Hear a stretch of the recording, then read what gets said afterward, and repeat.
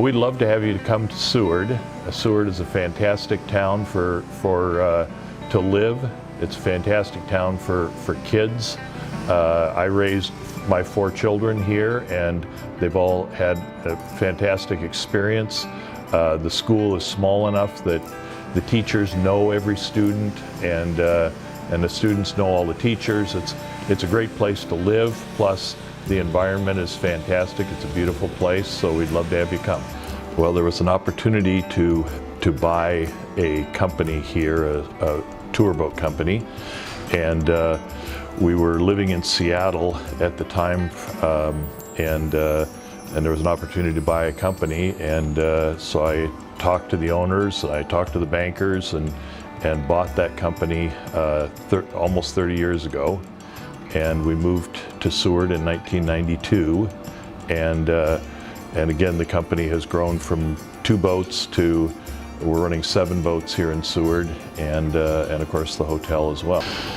Well, I've always loved the people part of the business, and I have a degree in philosophy, and philosophy is all about people, and I love my customers and I love my employees.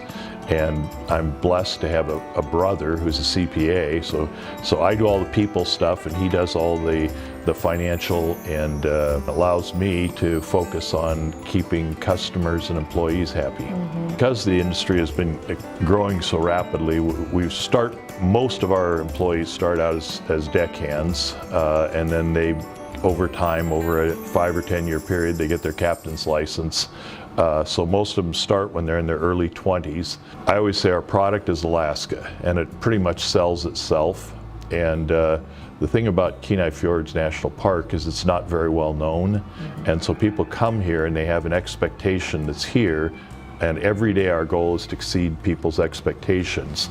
And quite honestly, it's a real easy job, because day after day after day we exceed people's expectations, and that's why I'm here in Seward as a visitor years ago. What I found was that the customers consistently came back from Seward happier than they were with any other destination they were going to, and so it's a very moderate. We're generally 10 degrees warmer in the winter and 10 degrees cooler in the summer than Anchorage. This is an ice-free port, so it stays free of ice. So that's why this was the original port for the state of Alaska, and that's why the Alaska Railroad started here in Seward, is because it was an ice-free port. Obviously, being a marine climate, we do get cloudy, wet days, but we also get a lot of sunny days, and June, July, and August, of course, are the peak of the summer, and we get a lot of warm, sunny days in the 70s, and very rarely above 75. We don't get super hot, but it also stays relatively moderate. It doesn't get below high 50s. It'll get down to 50 degrees at night in late August. And my favorite time in Alaska is the fall. I love the fall colors. All the trees turn gold and brown, and what's now all green turns gold and red, and it's late August and early September. The first 3 weeks of September is, in my opinion, the best time to come to Alaska. Seward is the port for Anchorage. So people who own boats in Anchorage, whether they're sailboats or power boats, this is where they have to keep their boat. And because it's a moderate climate year round, you don't have to worry about your boat freezing. You have to worry about shoveling snow off of it sometimes, but the water actually keeps a steady temperature inside your boat, so you don't have to worry about that. And but yes, there are probably 200 boats for people who live in Anchorage, and a lot of them. And in a normal summer, they'd probably come down 6 times and use their boat.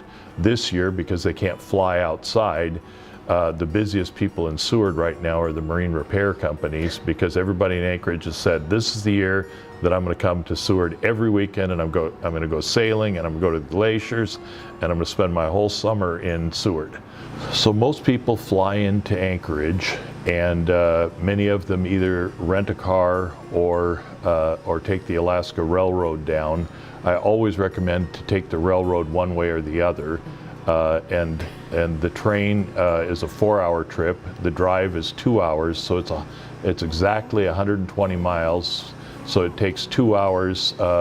Spectacular scenery on the drive down, and so people will come into the airport in Anchorage. They'll rent a car, drive down, stay at the Harbor 360.